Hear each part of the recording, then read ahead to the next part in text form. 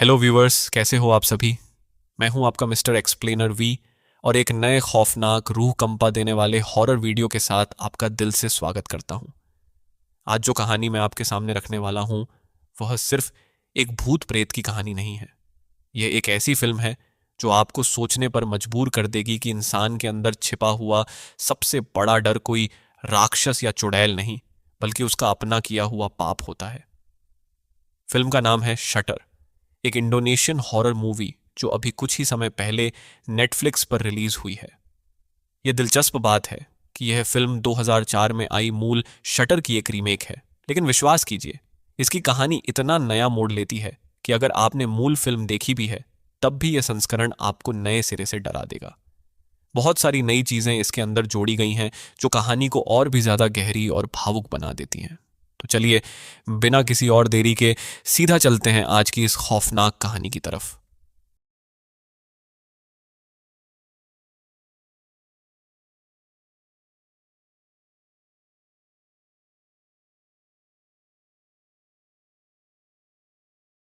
तो दोस्तों, फिल्म की शुरुआत होती है एक शख्स से जिसका नाम है डार्विन। यह डार्विन जकार्ता शहर का एक बहुत ही नामचीन और प्रतिभाशाली फोटोग्राफर है, लेकिन उसकी एक खासियत है जो उसे बाकी फोटोग्राफरों से अलग बनाती है।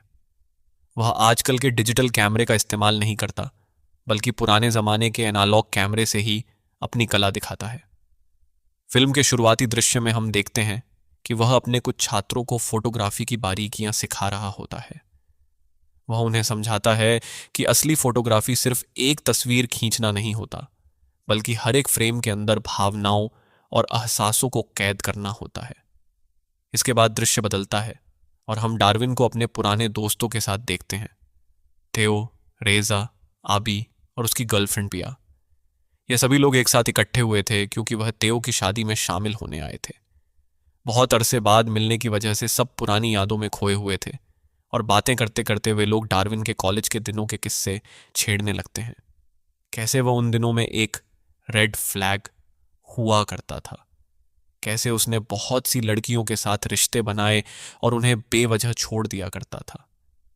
यह सब सुनकर पिया का चेहरा बदल जाता है और वह डार्विन से सीधा सवाल करती है, क्या यह सब सच है।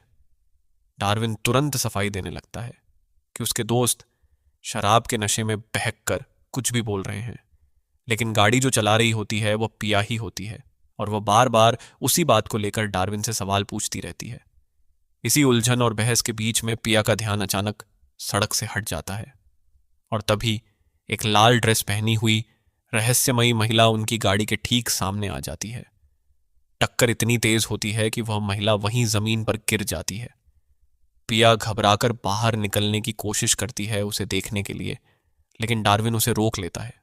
वह कहता है अगर वे बाहर गए और किसी ने उन्हें देख लिया तो दोनों फंस जाएंगे। डर और घबराहट में पिया उसकी बात मान लेती है और वे गाड़ी शुरू करके वहां से भाग जाते हैं। सबसे दर्दनाक बात यह है कि वह महिला वहीं सड़क पर पड़ी रह जाती है, बिल्कुल अकेली, मदद के बिना। अगले दिन का दृश्य शुरू होता है जहां डार्विन को उसके कॉलेज के डीन यूनुस बुलाते हैं।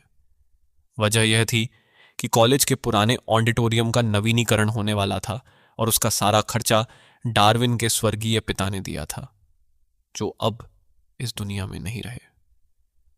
तो यूनुस चाहते थे कि डार्विन उस ऑडिटोरियम की कुछ यादगार तस्वीरें खींच ले, एक तरह की विदाई भेंट के रूप में। डार्विन वहां पहुंचता है, एक छोटी सी स्पीच देता है और पूरे ऑडिटोरियम की फोटोग्राफी शुरू करता है। लेकिन चेंजिंग रूम में जाते ही उसे एक अजीब, अनोखी बेचैनी सी महसूस होती है, जैसे कोई चीज उसके आसपास मौजूद हो। फिर वह एक ग्रुप फोटो लेने लगता है और कैमरे के लेंस से देखते हुए उसे लोगों की भीड़ में एक ऐसी महिला दिखती है जो वहां खड़ी थी। जब वह ध्यान से देखता है तो यह वही महिला होती है जिसे पिया ने गाड़ी से टक्कर मारी थी। लेकिन जब वह सीधा अपनी आंखों से देखता है, वहां कोई भी महिला खड़ी नहीं होती। डार्विन अंदर ही अंदर बहुत डर जाता है, लेकिन अपना संयम रखते हुए सामान्य व्यवहार करता है और बाकी लोगों के साथ अपनी ग्रुप फोटो पूरी कर लेता है। घर जाकर जब वह अपनी सारी तस्वीरें डेवलप करता है तो चौंकाने वाली बात यह होती है कि जितनी भी फोटो उसने खींची थी सब की सब खराब निकलती हैं। हर एक फ्रेम में एक अजीब सा प्रतिबिंब, एक धुंधला साया सा दिखाई देता है। इसी वक्त पिया भी वहां आ जाती है और वह कह उठती है कि उसे उस महिला के बारे में सोचकर बहुत अपराध बोध महसूस हो रहा है। लेकिन डार्विन के लिए तो उस महिला की कोई अहमियत ही नहीं थी।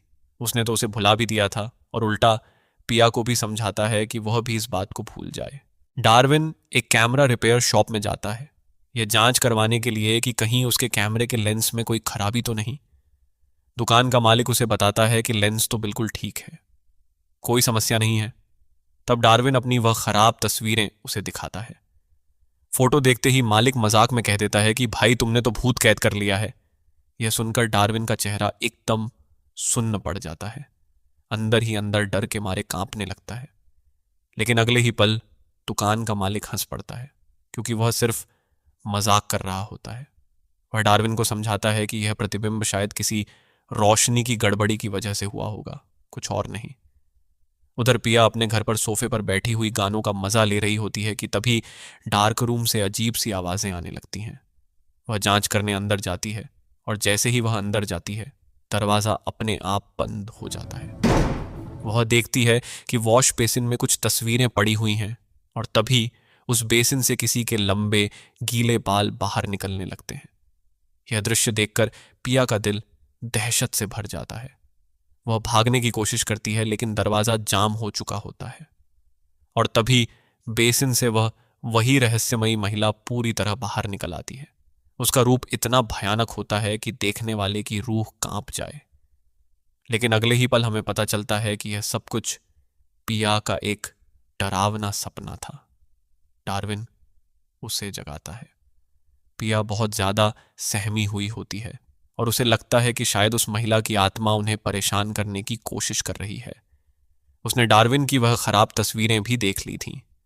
अब वह जिद करती है कि डार्विन उसे उस जगह पर ले जाए जहां उन्होंने उस महिला को टक्कर मारी थी। दोनों उस जगह पर पहुंचते हैं और एक सड़क विक्रेता से पूछते हैं कि क्या वहां कोई दुर्घटना हुई थी। विक्रेता जवाब देता है, नहीं, ऐसा कोई भी मामला दर्ज नहीं हुआ। इसी बीच रेजा भी डार्विन को फोन करके पुष्टि करता है कि उस इलाके से कोई भी ऐसी खबर नहीं आई है। डार्विन को यह सुनकर थोड़ी राहत मिलती है, लेकिन पिया का मन अभी भी बेचैन ही रहता है। पिया एक प्रोफेसर संतोत का व्याख्यान सुनने जाती है, जिसमें वे बताते हैं कि कुछ आत्माएं ऐसी होती हैं जो किसी वजह से इस दुनिया में भटकती रह जाती हैं और कभी कभी यह आत्माएं तस्वीरों में भी कैद हो जाती हैं। कई बार यह संयोगवश होता है, लेकिन ज्यादातर वे खुद अपनी मर्जी से ही कैमरे में कैद होती हैं, क्योंकि उन्हें कुछ कहना होता है, कोई बात अधूरी रह गई होती है।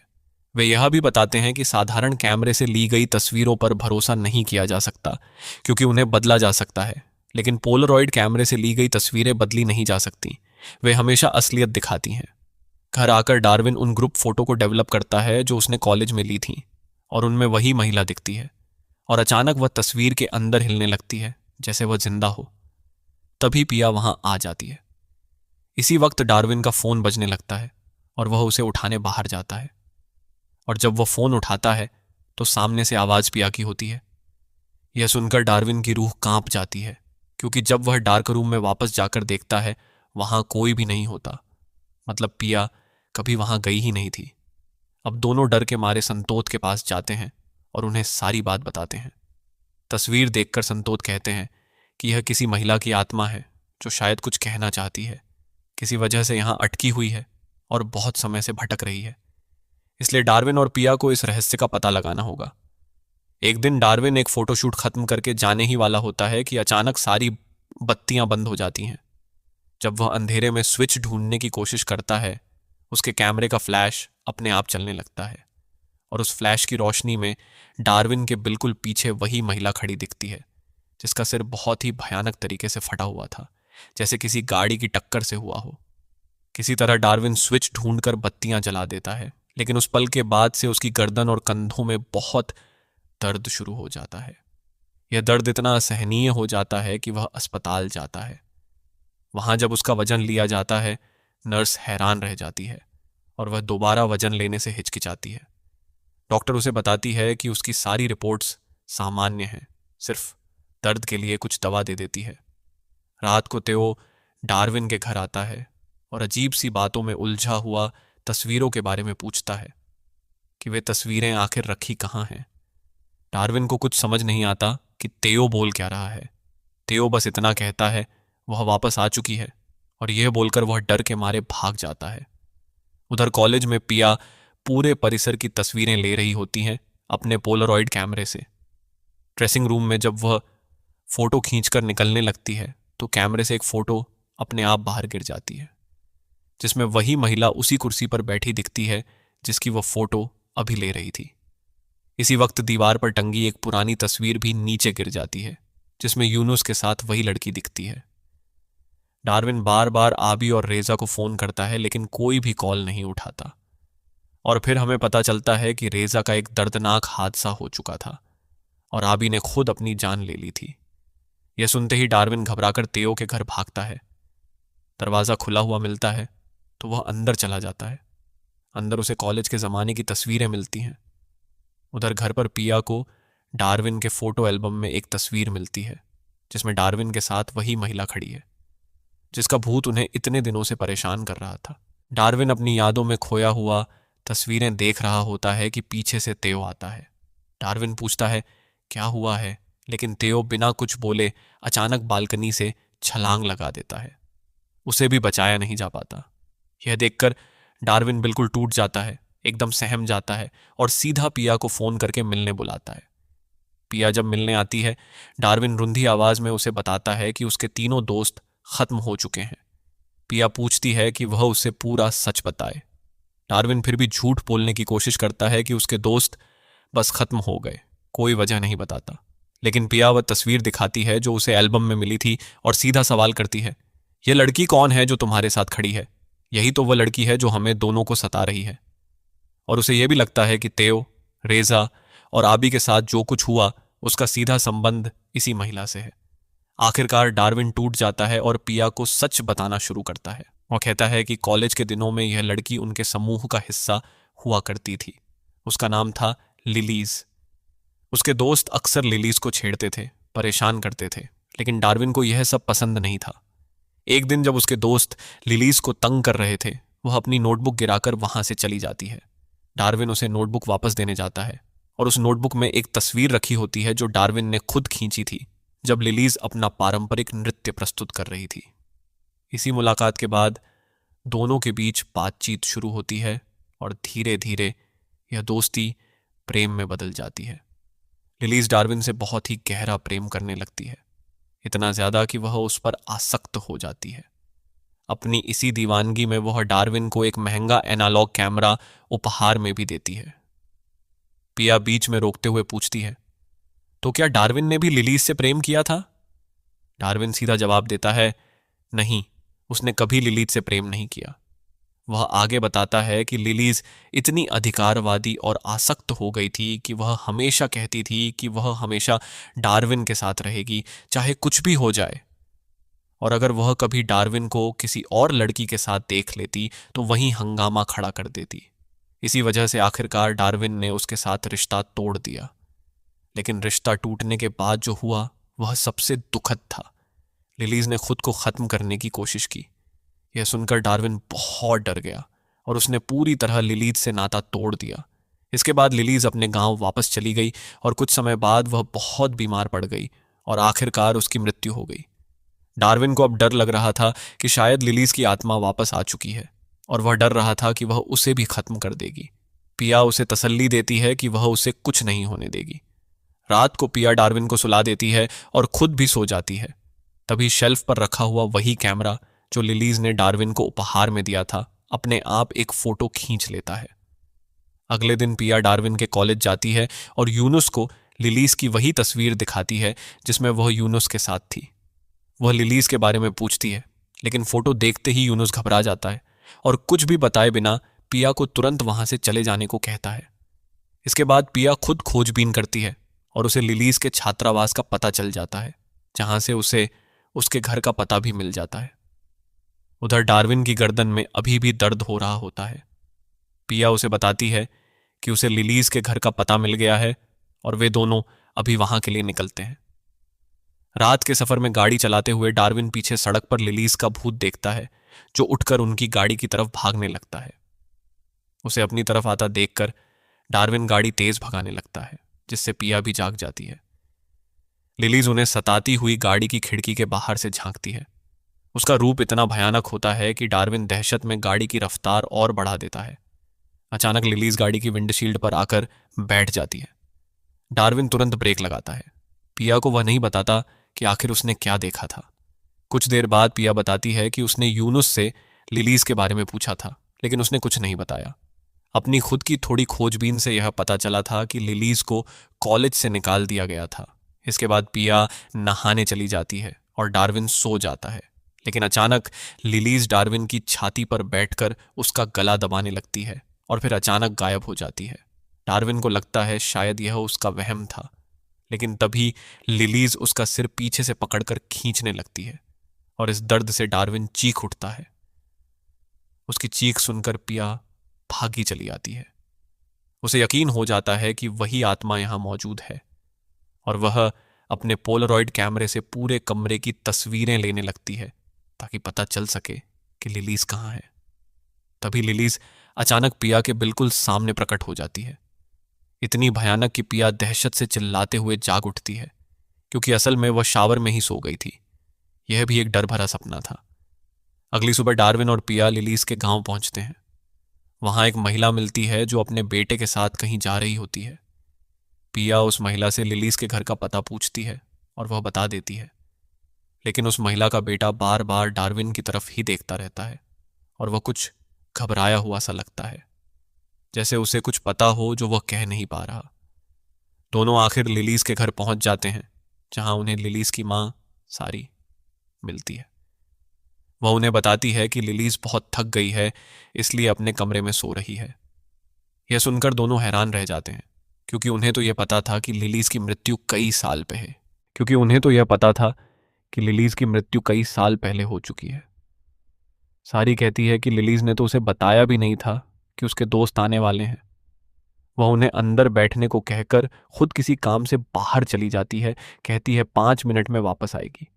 जब डार्विन और पिया अंदर बैठते हैं तो उन्हें पूरे घर में कपूर की तेज खुशबू महसूस होती है। एक ऐसी खुशबू जो बदबू को छुपाने और फफूंद रोकने के काम आती है। दोनों जमीन पर बिखरे कपूर के निशान का पीछा करते हुए लिलीज के कमरे तक पहुंचते हैं, जहां लिलीज सोते हुए मिलती है। लेकिन जैसे ही डार्विन उसे जगाने के लिए आगे बढ़ता है, दोनों को एक दिल दहला देने वाला सच पता चलता है। बिस्तर पर लिलीज नहीं, बल्कि उसका सिर्फ एक कंकाल पड़ा होता है। तभी सारी वहां आ जाती है और रो रो कर बताती है कि अपनी बेटी के जाने के बाद वह बिल्कुल अकेली हो गई थी और वह अपनी बेटी को दफनाना ही नहीं चाहती थी। डार्विन और पिया उसे पूरा सच बताते हैं कि लिलीज उन्हें दिखाई देती है, उन्हें सताती है और शायद वह यही चाहती है कि दोनों सारी के पास जाकर उसका अंतिम संस्कार करवा दें, क्योंकि सारी ने इतने सालों से उसका कंकाल अपने पास ही रखा हुआ था। बिना अंतिम संस्कार के लिलीज की आत्मा भटकती रहेगी और सिर्फ अंतिम संस्कार के बाद ही उसे शांति मिलेगी।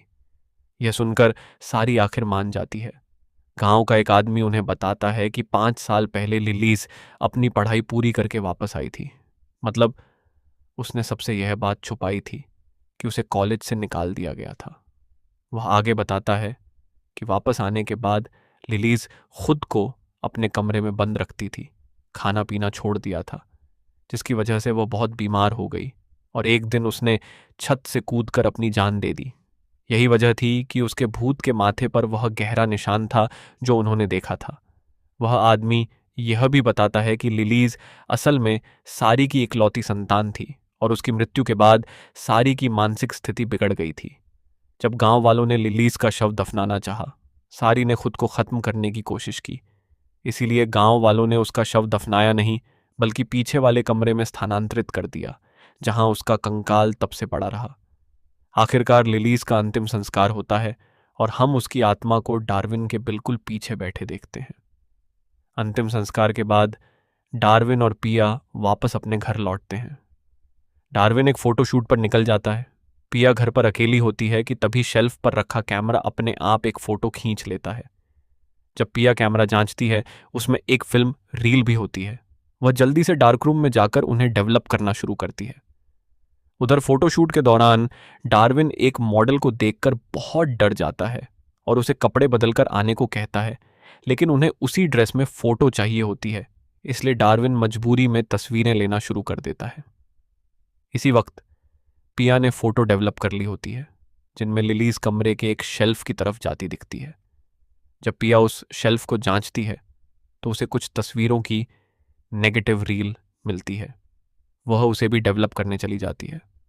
उधर फोटोशूट में डार्विन जब उस मॉडल की फोटो ले रहा होता है, अचानक उसे मॉडल की जगह लिलीज दिखने लगती है और दहशत में वह वहां से भागने लगता है। इसका मतलब था कि लिलीज की आत्मा को अभी भी शांति नहीं मिली थी और जो हमें अब तक दिखाया गया था उसके पीछे की असलियत इससे कहीं ज्यादा गहरी थी। असली राज अब भी खुलना बाकी था। वह भागकर लिफ्ट के पास जाता है, वहां भी उसे लिलीज ही दिखती है। वह वहां से भी भागता है कि तभी उसे पिया मिलती है जो उसे गले लगा लेती है। लेकिन अगले ही पल चौंकाने वाला सच सामने आता है। वह पिया थी ही नहीं बल्कि वह लिलीज की ही आत्मा थी। यह देखकर डार्विन दहशत में खिड़की से बाहर भागता है। बाहर एक सीढ़ी थी जिसकी मदद से वह नीचे उतरने लगता है, लेकिन लिलीज भी उल्टा चलते हुए उसके पीछे नीचे उतर रही होती है। एक अत्यंत दर्दनाक और भयानक दृश्य। आखिरकार लिलीज डार्विन को नीचे धक्का दे देती है।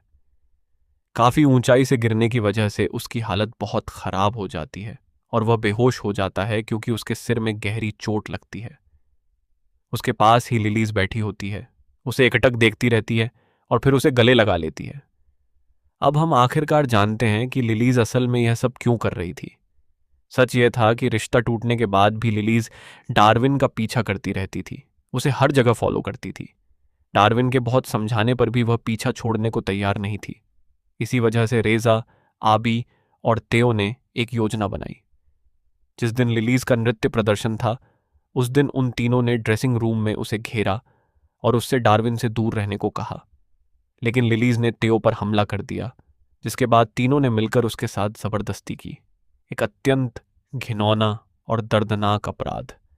उसी वक्त वहां से डार्विन गुजर रहा होता है और लिलीज की चीख सुनकर वह अंदर आता है। वह अपने दोस्तों को रोकने की कोशिश करता है, लेकिन तेओ उसे तस्वीरें लेने को कहता है ताकि वे लिलीज को ब्लैकमेल कर सकें, ताकि वह डार्विन को दोबारा कभी तंग न करे और यह तस्वीरें उनके लिए एक सुरक्षा कवच बन जाएं। अगर कभी उन तीनों का नाम इस घटना में आए तो डार्विन और उसके पिता भी फंस जाएंगे। तीनों लिलीज के साथ जुल्म करते रहते हैं और डार्विन मजबूर होकर तस्वीरें खींचता रहता है। इस सब के बाद लिलीज बिल्कुल अंदर से टूट जाती है। इसके बाद डार्विन के पिता ने यूनुस को पैसे देकर लिलीज को कॉलेज से निकालने को कहा और डार्विन ने खुद यूनुस को लिलीज की वह तस्वीरें दी थीं ताकि अगर लिलीज कॉलेज छोड़ने से मना करे तो उसे उन्हीं तस्वीरों से ब्लैकमेल करके चुप कराया जा सके। इसीलिए यूनुस वह फोटो देखकर इतना घबरा गया था। और एक और चौंकाने वाली बात यह थी, डार्विन के पिता के साथ जो भी हुआ वह भी एक हादसा नहीं था, बल्कि लिलीज की आत्मा ने ही उन्हें भी खत्म कर दिया था। लिलीज के साथ जो हुआ वह बहुत ही बुरा था, लेकिन जब उसे पता चला कि उसे कॉलेज से भी निकाल दिया जाएगा तो वह और भी ज्यादा टूट गई, क्योंकि वह कोई आम छात्रा नहीं थी बल्कि एक छात्रवृत्ति पाने वाली छात्रा थी और अब वह किसी और कॉलेज में भी दाखिला नहीं ले सकती थी। उसका लोक नृत्यांगना बनने का सपना भी हमेशा के लिए चकनाचूर हो गया था। यह सब कुछ जो डार्विन और उसके दोस्तों ने उसके साथ किया था उसे हमेशा याद रहने वाला था और इसी असहनीय दर्द में लिलीज ने खुद अपनी जान ले ली। इसके बाद हम देखते हैं कि डार्विन अस्पताल में है, अभी भी जिंदा है। वहां पिया भी उसके पास बैठी होती है और वह वे डेवलप की हुई तस्वीरें लेकर वहां से निकलती है, जो असल में लिलीज की आत्मा ने ही इशारा करके उन्हें दिखाई थी। और वह उसी वक्त की तस्वीर थी जब डार्विन ने उस भीषण अपराध के दौरान फोटो खींची थी। जब डार्विन डिस्चार्ज होकर घर आता है वह पोलरॉइड कैमरे से पूरे घर की तस्वीरें लेना शुरू करता है और लिलीज को आवाज देता है, लेकिन वह किसी भी फोटो में नहीं दिखती। गुस्से में वह कैमरा नीचे फेंक देता है और तभी कैमरा अपने आप एक फोटो खींच लेता है। उस फोटो में वह देखता है कि लिलीज की आत्मा सच में उसके कंधों पर ही बैठी हुई थी और यही वजह थी कि अस्पताल में उस वजन मापने की मशीन पर डार्विन का वजन 2 गुना दिख रहा था और यही वजह थी कि उसकी गर्दन और कंधे इतने दिनों से दर्द कर रहे थे, क्योंकि इस पूरे समय लिलीज उसके कंधों पर ही बैठी रहती थी। उसने कहा भी था कि वह उसे कभी नहीं छोड़ेगी। फिर लिलीज डार्विन के सिर को पकड़कर पूरी तरह नियंत्रित करने लगती है और उसे खिड़की से बाहर फेंक देती है, जिससे उसके शरीर पर कांच के टुकड़े चुभ जाते हैं। इसके बाद वह डार्विन को स्विमिंग पूल तक ले जाती है और डार्विन वहीं दम तोड़ देता है। दृश्य बदलता है और ऑडिटोरियम के नवीनीकरण के बाद हम यूनुस और बाकी शिक्षकों को उसी ऑडिटोरियम में इकट्ठा देखते हैं। सभी शिक्षक और लोग वहां इसलिए आए हुए थे क्योंकि यूनुस ने डार्विन की पुरानी तस्वीरों का एक स्लाइड शो तैयार करके वहां प्रस्तुत करने को कहा था और डार्विन उसी पर काम कर रहा होता है।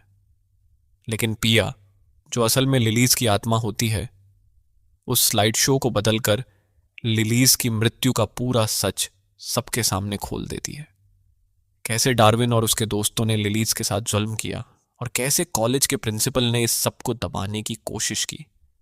एक बात तो साफ हो जाती है कि इसमें यूनुस का भी हाथ था। तभी हमें चौंकाने वाला दृश्य दिखाया जाता है। लिलीज की आत्मा सिर्फ डार्विन को दर्द नहीं दे रही थी, बल्कि उसने उसे किसी तरह जिंदा रखा हुआ था। आखिरी दृश्य में डार्विन बच जाता है, लेकिन अब वह एक मानसिक अस्पताल में है, क्योंकि सीसीटीवी फुटेज से ऐसा लग रहा था कि डार्विन खुद को खत्म करने की कोशिश कर रहा था, जबकि हम जानते हैं कि यह सब लिलीज की आत्मा ने किया था।